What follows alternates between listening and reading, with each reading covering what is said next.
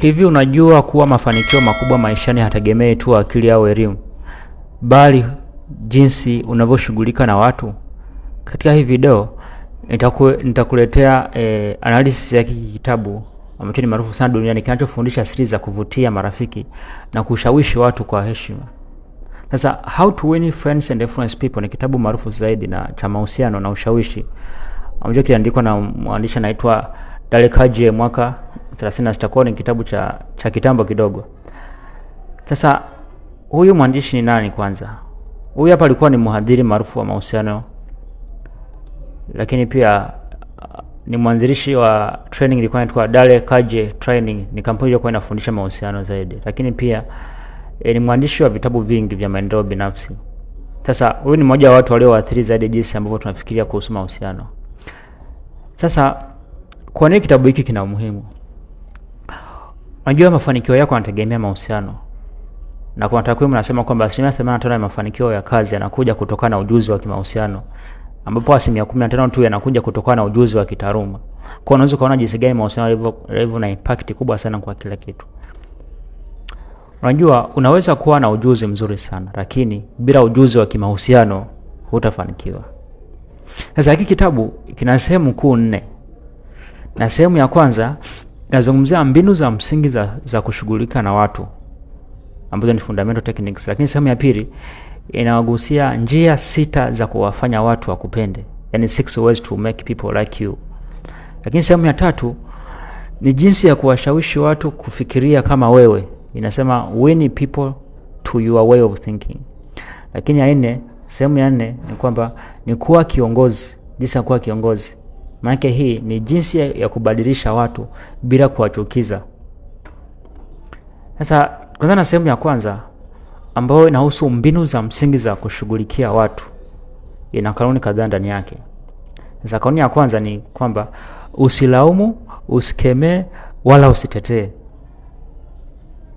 Unajua kuchukua hatua ya kulaumu watu haifai. Ni wajinga tu wanafanya hivyo. Watu wa busara wanajaribu kuelewa au kuelewana. Sasa huyu mwandishi anaanza na kauli muhimu zaidi. Watu hawawezi kukubali makosa yao. Hicho ni kitu ambacho kiko dhahiri. Hata watu waovu zaidi duniani wanajiona kuwa wako sawa. Sasa kuna hiki kitabu kuna mfano. Kuna mfano wa mhalifu maarufu alikuwa anaitwa Al Capone. Yeye alijiita mtu wa kusaidia jamii, kwamba sio mhalifu. Yaani ni mhalifu maarufu, lakini alikuwa anajiita mtu wa kusaidia jamii. Lakini pia kuna mtu mwingine alikuwa anaitwa Tugan Crowley. Huyu ni muuaji. Yeye alisema kwamba niko na moyo wa huruma hata baada ya kuua watu. Wewe kwa na watu unasema kwamba yeye ana moyo wa huruma. Ina maana gani? Kwamba kama hata wahalifu hawaoni makosa yao, je, unafikiri mtu wa kawaida atakubali makosa yake unapomkemea? Hapana. Kwa nini tunapenda kukemea? Kukemea kunafanya tujisikie tuko bora. Yaani kwamba sio mimi niliyekosea, ni yeye. Lakini pia ni rahisi kuliko kutatua tatizo. Yaani kukemea au kumind ni rahisi kuliko kutatua tatizo. Pia inafanya tuhisi vizuri kwa muda mfupi. Yaani ina ile periodic comfort. Inatengeneza ile periodic kwamba unapomkemea mtu anapokuwa inakufanya uhisi mzuri kwa moment kama ile. Kwa sababu kuna namna fulani ina freeze hasira, inapooza hasira kidogo. Umeona? Lakini hatuna utamaduni wa kutafuta kwenye kosa ni wapi. Kuna athari gani za kukemea? Ukimkemea mtu lazima atajirinda au atajihami. Maana hasikilize tena, atajitetea na yeye. Afu pia ile amani ya kujali inakosekana. Huchukiza mtu anakuchukia unapomkemea. Inahatarisha mahusiano, umeona? Yaani inaita utata ule. Lakini pia unapokemea tatizo linabaki. Kukemea au kumandi so solution. Tatizo linabaki. Ndio utamkaripia utafanya, lakini tatizo linabaki.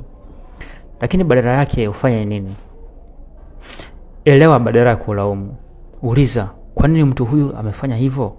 Je, ningefanya nini katika hali ile? Ni nini kilichohitaji kueleweka pale?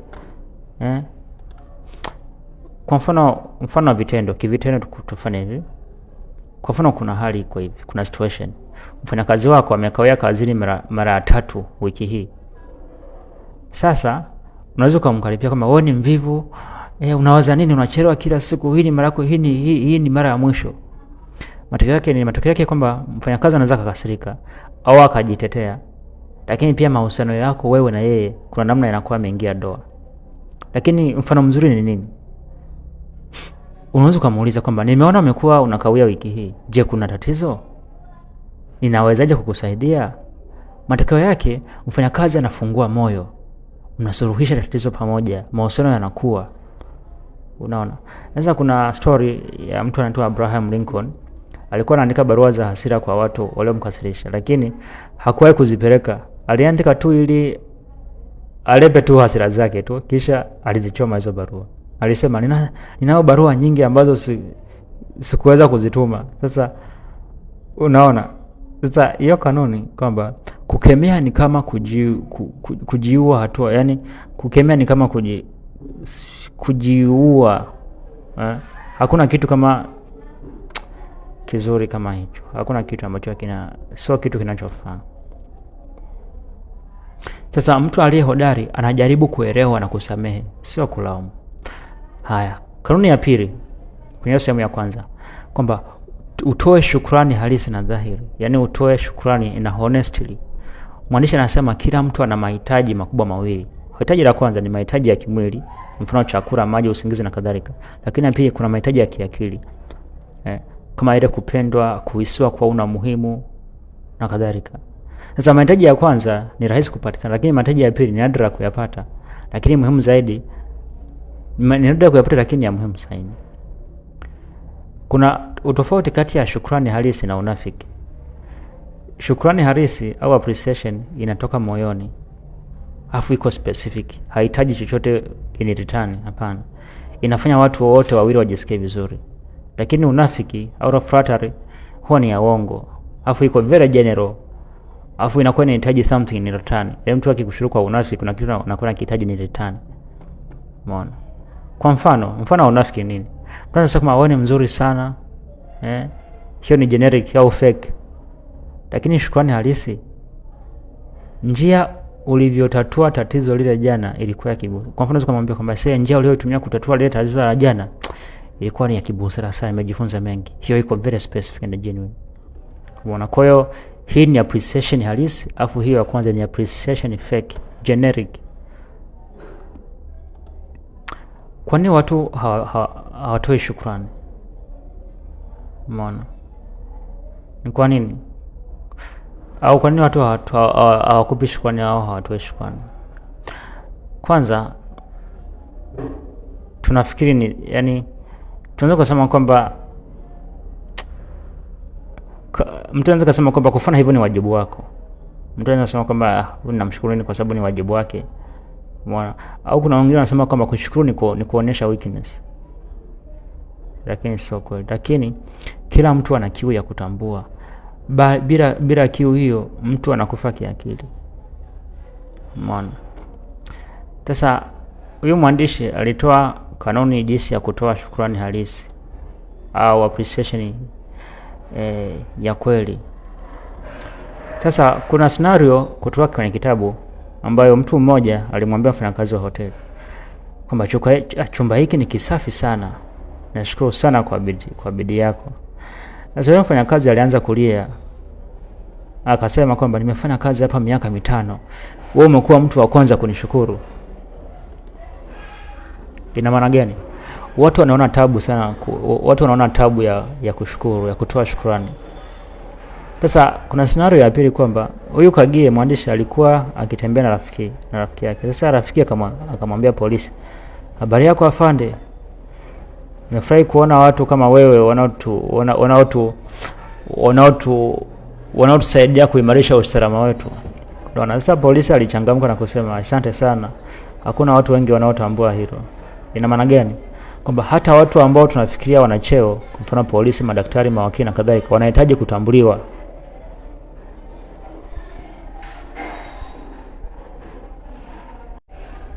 Kanuni ya 3, chochea hamu kwao. Kama njia pekee ya kumshawishi mtu kufanya kitu ni kumfanya yeye atake kukifanya kitu kama hicho. Watu wengi wanafikiria ninataka nini, badala ya kujiuliza kwamba mtu huyu anataka nini. Yaani angalia mtu anataka nini, lakini usiangalie kwamba wewe unataka nini.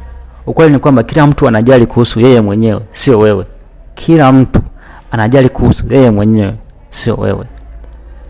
Kuna mfano wa Henry Ford kwamba alisema, kama kuna siri moja ya mafanikio ni hii: elewa mtazamo wa mtu mwingine na uone mambo kutoka kwake, upande wake na upande wako. Jinsi gani ya kutumia kanuni hii? Baada ya kusema unataka nini, onyesha jinsi watapata faida wao, sio wewe. Kwa mfano mmoja, kuweka biashara. Mfano mbaya ni kwamba ni pale unapoweza kusema kwamba ninataka ununue bidhaa zangu kwa sababu ninahitaji kufanya mauzo. Ndio watu wanasema kwamba yani sijauza kabisa, naomba uniungishe basi na mimi niuze, yani sijafanya mauzo kabisa. Hiyo ni wrong. Lakini njia nzuri ni kwamba sema kwamba bidhaa hii itakusaidia kupunguza gharama zako kwa 30%, maana yake utakuwa shilingi 500 kwa mwaka. Utofauti nini hapa? Umeona? Angalia kuhusu yeye, sio wewe. Mfano wa pili, kuna kuomba msaada. Mfano mbaya unaweza kusema pale mtu anaweza kusema kwamba ningependa usaidie na project hii kwa sababu ninahitaji msaada. Kama ninaomba ufinance au fund project hii kwa sababu tuna shida sana. Hiyo ni mbaya sana. Lakini nzuri ni pale unaposema kwamba project hii itakupa fursa ya kuonyesha ujuzi wako na kutambulika na watu wakuu wa kampuni. Au project hii itakupa fursa wewe uweze kutambulika na jamii katika 1, 2, 3. Umeona? Una focus upande wake, yeye anafaidikaje, sio wewe. Lakini kuna mfano wa tatu wa watoto. Kwa mfano, njia ambayo unasema kwamba kama nenda shuleni kwa sababu ninasema. Yaani kwa mfano mwambie mtoto kwamba nenda shuleni, nimesema uende shule, nenda shule. Nimesema uende shule. Sasa wewe maana wewe unataka aende shule. Lakini hujaelezea kwamba yeye akienda shule anapata faida gani. Kwa mfano unaweza kumwambia kusoma vizuri mwanangu, utaweza kufanya kazi unayoipenda na kupata pesa kununua vitu unavyovitaka. Huo ni mfano mzuri sana. Sasa kuna scenario nyingine kutoka kwenye kitabu. Mtu mmoja alitaka kuuza kiwanda chake. Alikuwa na wanunuzi wengi wao kutaka kununua, lakini hakuna aliyetaka kulipa bei yake. Alikuwa anasema, ninahitaji bei hii kwa sababu nimejenga kiwanda hiki kwa miaka 20. Sasa matokeo yake hakuna anayenunua. Umeona? Lakini baada ya hivyo alibadilisha mbinu. Akasema kiwanda hiki kitakupatia faida ya shilingi milioni 5 kwa mwaka. Au tuseme bilioni 5 kwa mwaka. Bei yangu ni shilingi bilioni 10. Maana yake utarejesha pesa zako ndani ya miaka 2, kisha faida yote itakuwa ni ya kwako. Naona? Baada matokeo yake aliuza kwa bei aliyokuwa anaitaka. Utofauti ni nini? Kwamba aligeuka kutoka mimi kwenda wewe. Hiyo ni mbinu nzuri sana ya kivitendo. Kwa hiyo kabla ya kuzungumza na mtu, uliza nafsi yako kama mtu huyu anataka nini, au ana matatizo gani, ana ndoto gani, ninaweza kumsaidia kupata hayo. Kisha zungumza kuhusu hayo, sio kuhusu wewe. Hapo lazima umuwini.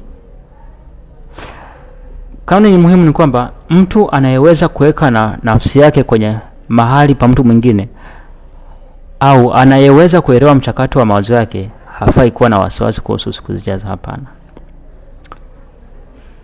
Tuingie sehemu ya pili. Sehemu ya pili ni njia 6 za kuwafanya watu wakupende. Sasa hii nayo pia ina kanuni zake ndani. 1, kuwa na maslahi halisi kwa watu wengine. Unaweza kupata marafiki zaidi kwa miezi 2 kwa kuwa na maslahi kwa wengine kuliko unavyoweza kwa miaka 2 kwa kujaribu kuwafanya watu wawe na maslahi kwako.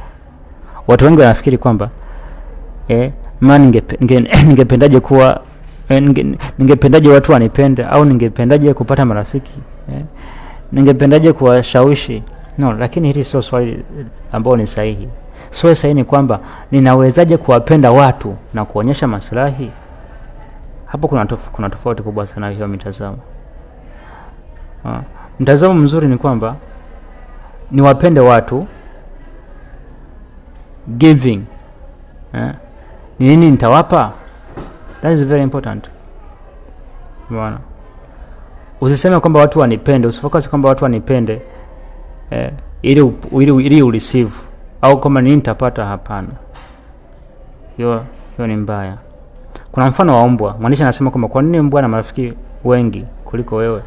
Jibu ni kwamba kwa sababu mbwa anafurahi sana kukuona. Anawinda mkia, anakupenda bila masharti yoyote. Mbwa hafikiri kwamba mtu huyo atanipa chakula au mbwa.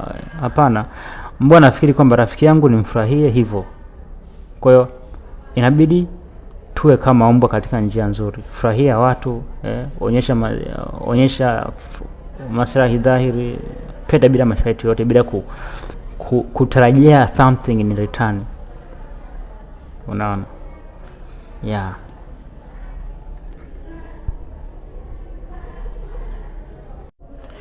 Kanuni nyingine ni kutabasamu. Tabasamu ni njia ya kuhesabisha na kuonyesha kwamba nakupenda. Unafanya umfurahishe. Umeona, unafurahia kumuona, una express happiness. Tabasamu ni rahisi, ni bure, lakini pia ina nguvu kubwa sana. Sayansi inaonyesha kwamba tabasamu inazalisha endorphins. Hizi ni kemikali za furaha au vichocheo vya furaha. Inapunguza stress, inafanya watu wengine watabasamu pia. Inakufanya uonekane wa kuvutia zaidi. Sasa kuna aina za tabasamu. Kuna tabasamu fake ambayo yenyewe huwa ni ya midomo tu. Macho unakuta yako kaksi, lakini mdomo unatabasamu. Alafu pia ni haraka, alafu ina fade. Alafu ni tabasamu ambayo inaonekana ni la kulazimisha. Hiyo ni fake smile. Lakini tabasamu nzuri ambayo ni genuine, hiyo inakuwa ni ya uso wote, macho, ngozi, mdomo. Macho yanatabasamu, close fit. Alafu ni ya polepole, inatoka moyoni. Unaona? Na utafiti unaonyesha kwamba wakati unatabasamu, ubongo unazalisha vichocheo vya furaha. Kwa hiyo ukitabasamu, ubongo unafikiri una furaha, kwa unakuwa na furaha kweli hatimaye. Sasa namna gani unavyoweza kujenga tabia ya kutabasamu? Unaweza kufanya hivi. Kwa mfano, asubuhi tabasamu mbele ya kioo kwa dakika moja. Unaweza kufikiria au kukumbuka kitu kinachokufurahisha ukatabasamu. Tabasamu litaonekana halisi. Kila siku tabasamu kwa kila mtu unayemkuta, mtu wa duka, dereva taxi au bodaboda, jirani yako, mfanyakazi mwenzako, mwanafunzi mwenzako. Angaji si watu wanavyo respond. Umeona? Lakini lazima watu watarespond, watarudisha tabasamu juu yako. Kwenye simu vile vile tabasamu, hata kwenye simu. Unaposikia sauti ya mtu ambaye unaongea naye, smile. Watu watahisi furaha yako. Sasa kuna mfanyabiashara mmoja alijua duka moja ambalo wafanyakazi hawatabasamu kabisa. Sasa mara moja alikuwa akitoka akatabasamu kwa mfanyakazi. Mfanyakazi alishangaa sana, kisha akatabasamu,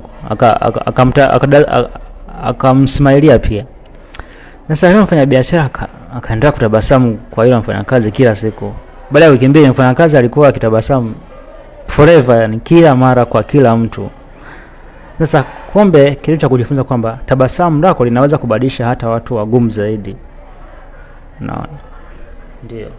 Kwa sababu kila mwanadamu lazima ana kitu kinachomfurahisha. Mwandishi anasema kwamba unaweza mtu anaweza kawa maskini, ana shida, lakini kamwe lazima kipo kitu ambacho kitamfanya awe na furaha hata kwa muda mchache. Lazima. Yaani furaha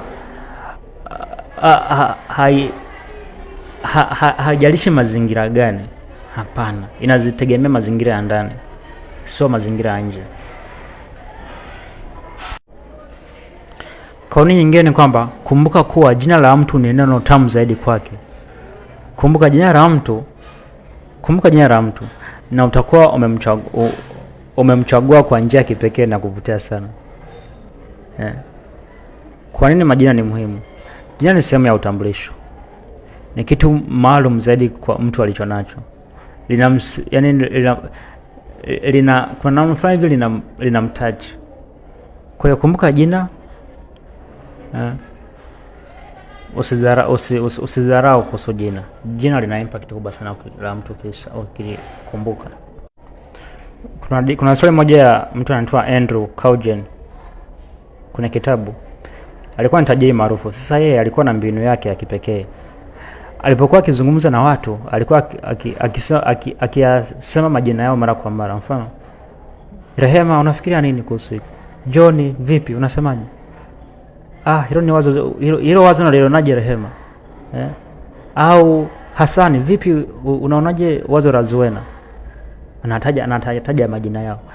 Kwa hiyo ile inafanya watu wampende sana.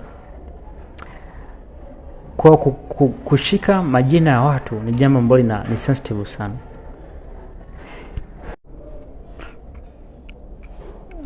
Nashukuru tunaendelea kwenye sehemu ya pili uchambuzi wa kitabu hiki cha How to Win Friends and Influence People. Karibu katika sehemu ya pili, part 2 yake. Subscribe, tuendelee kwa pamoja.